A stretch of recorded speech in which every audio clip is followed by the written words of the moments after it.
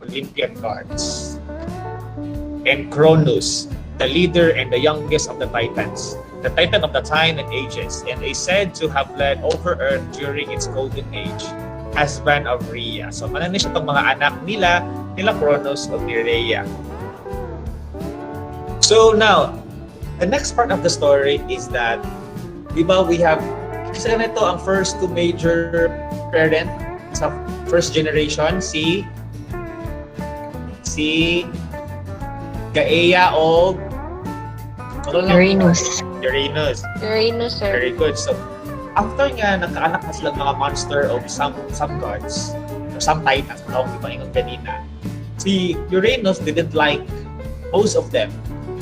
Di siya ganahan ng pangit, di siya ganahan sa mga monsters. So, iyang ipangkulong sa one of the deepest part of the earth, which is Tartarus. Gaia was upset. So, di siya ganahan sa decision ni Uranus. So, he tried to persuade her children to attack Uranus. But, hanlok man sila, but only Cronus got the courage to do it. So, Cronus, the youngest and the strongest, overthrew his father. So, that's the picture of it, depicting as to how Cronus usurped or overthrown Cronus itself. So, ang nahulog na nga si Cronus na ang nag-rule sa universe. As Uranus supported, he prophesied that Cronus and the Titans would be punished. Ano man. So, makabutang diri sa gibutang ni Homer sa iyang story nga, you murder me now and steal my throne, but one of your sons will dethrone you for crime against crime. So, nakaprophesize na nga, since si Cronus iyang mag-betray ang iyang papa, nahulog na po niya, anak na po ni Cronus, o betray na po sa iya. To which, nahadlok si Cronus because of that. So, iyahang way para ma-prevento siya nga is iyang gitry o kaon ang iyahang anak after ma-born. So, si Rhea, ang iyang igsoon ng iyang wife, /igsoon/wife, nasuko because di siya ganahan nga ingatuon niya ang magabontot sa iyang mga anak, sa ilang mga anak. So, when it came time to give birth to her sixth child, Rhea did hide or hid herself.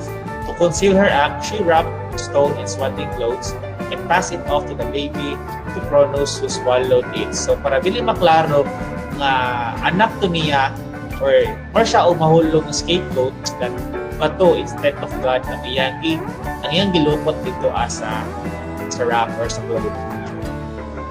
And katong anak na nakasurvive is si Zeus. The child Gaia hate was named Zeus. Finally, however, Rhea became lonely for him and brought him back to the court of gods, introducing him to Cronus as the new cupbearer. Cronus was pleased because the boy was beautiful, di ba? Ganahan si Cronus ang mga gwapo-gwapang mga gods. One night, Rhea and Zeus prepared a special drink. They mixed mustard and salt with the nectar. Next morning, after a mighty swallow, Cronus vomited up a first stone and then Hestia, Demeter, Hera, Hades, and Poseidon. Atong mga gikaon niya from the previous nga anak ni Rhea. So, apil po itong bato, diluwa po ito niya, and naapil po itong mga other nga mga Olympian gods. And because of that, they made Zeus as their leader because it was Zeus who initiated the survival of his brethren. Cronus was yet to be defeated and he vowed vengeance on Zeus. Nagkabulo man siya nga naiplano nga ingana si Zeus ang iyang anak. So, he and the Titans, except Prometheus, Epimetheus, and Oceanus, fought to retain their power. So, kana si Prometheus, Epimetheus, o si Oceanus, nag-side sila sa kay Zeus. So, however, Zeus was cunning. He went down to Tartarus and freed the Cyclops and the Cantoncheires. So, mauto siya ang mga monsters na ikulong ni Uranus from the very beginning para to go alongside kay Zeus para pildihon nila si Cronus. And Prometheus joined as well. So si Prometheus po is anak sa isa sa mga Titans. Kaning tabang kay Zeus. And Zeus returned the battle with his new allies. So Cronus with the Titans attacked fiercely, driving the young gods before them. But Zeus had laid trap. So si Cronus ang una, mag-attack oban sa iyang mga other members. Halfway up the slope of the Olympus, he whistled for his cousin in hundred-handed ones. Atong ikachanturis nga nakikamot, who had been laying in ambush. So napil din nila sila Cronus among himself. So iyang giput ang kato mga Titans sa place na po sa Tartarus except kay Atlas. I know you are very familiar kay Atlas, right? Di ba natin book na Atlas? So si Atlas is one of the Titans lang lahi ang punishment na gihatag sa iyahan ni Zeus. Siya na ang gipadala ni Zeus sa world. Ito yung punishment. Na siya ang mag-carry sa world sa iyang arms. Na siya. So, bawat pa siya napilhin nila and then muna na ang naghari na sa mga gods and all are the 12 Olympians led by Zeus. Sabtan? Okay, so after this, ako na isend sa inyo ang PowerPoint para makaread mo about it. So let's continue it, the next part of it. So,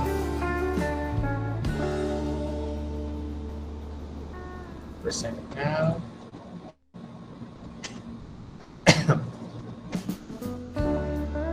Okay. So since we already understand as to how, where is the problem? Okay. Since we already understand as to how the universe started, so let's go on the next part. So ano siya is mga words na lang ni siya explain kung kapatang sa inyo. Let's go on the world view. Diba, ang Greek, how do you sila? Kasi sila mismo, nakatry pa sila ilang own nga mga version sa ilang mapa about as to how the world looks like. So, mo nang dagway sa ilang mapa. So, naka-divide lang ang ilang lugar into 3 different areas. The Greek view of the world was a little different than ours. Dili siya spherical lang nila. Para siya ikabulo mo na paper plate. Inga na ang dagway sa ilahang pag-explain sa Earth. Ang more paper plate lang daw, na flat lang siya, tapos tanandira ang mga lugar. But still, on the part of the Greeks, they are smart enough to think something as to how the world looks like. So, the Greek believed that the world was flat but circular, like paper plate. So, at the center of it, diba, they are very selfish at some point because ang center sa ilang gibuhat nga map is ang ilang lugar po. Diba? Until such time as the knowledge progresses, they're able to realize na dili is lang center of the world map. And the world was divided by the Mediterranean Ocean or water or the middle of the lands para matunga ito nila. And it was the river ocean nga among them ang nag-move clockwise during sa time. So, since na-divide mo siya into 3 parts, mauni ang ilang pinatawag. In the north, live the Hyperboreans. They are the extremely happy people for whom life was sweet. When the old people became tired of living, they threw themselves into the sea. This was the land of constant vacation where people were said to live for 1,000 years. So, diba? Pag nabuhod na sila because of happiness, they can just kill themselves by drowning themselves in the sea. We also have in the south live the Ethiopians. In Greek drama, mention is often made of various gods being in Ethiopia, meaning really far away. So if I say I parked in Ethiopia this morning, would that mean I'm close to my office or far away? The Ethiopians were said to be on good terms with the gods and like to entertain them. So, muna siya murag the farthest part of the map being produced by the Greeks. And we have the west, which is called we have the Lycian fields. This was the closest the Greeks got to the idea of heaven. Only the best and brightest of the dead people got to go in there. Nasla yung mga ingana nga. Okay. So, since I already discussed to you the Titans kanina, mauna to sila ang lang mga dagway. Kung ipaingon sa inyo ang anak ni Uranus and Gaia. Question. So, the first Titans among all is we have Chaos, the very beginning of everything, and then because of that, because of love of light, we got Gaia, the Earth, and then Gaia, the Earth, married his or her brother Uranus, which is the sky. So that's it. That is somehow that's the very beginning of everything. So natin mga tawag ng mga generation of Titans until such na ako sa last generation, which is the 12 Olympians. And after that, na po yung mga new generations, the half-blood gods. Di ba? Kabula mo ng mga yan, di ba?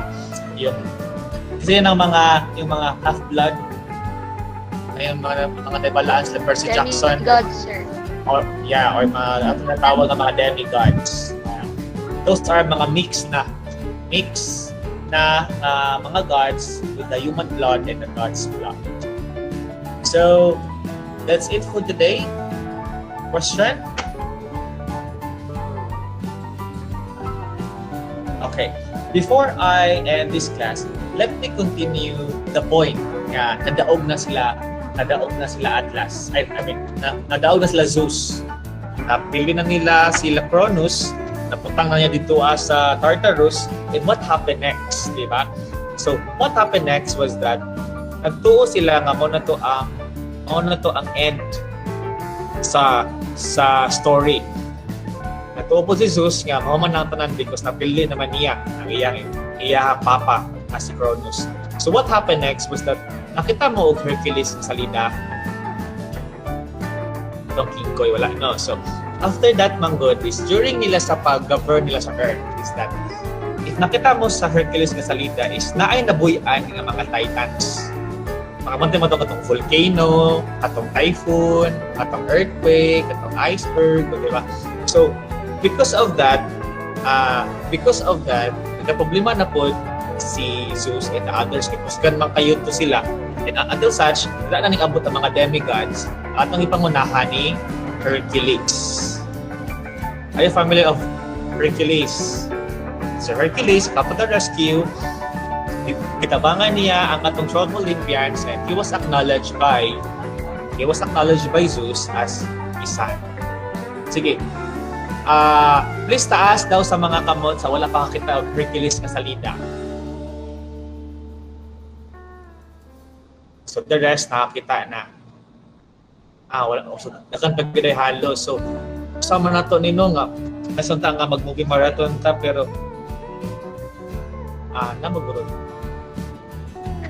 Sige, kung makita kong link towards it, mag-send na lang kong link sa inyo, ha. I just hope nga mag-watch mo ana nga salida.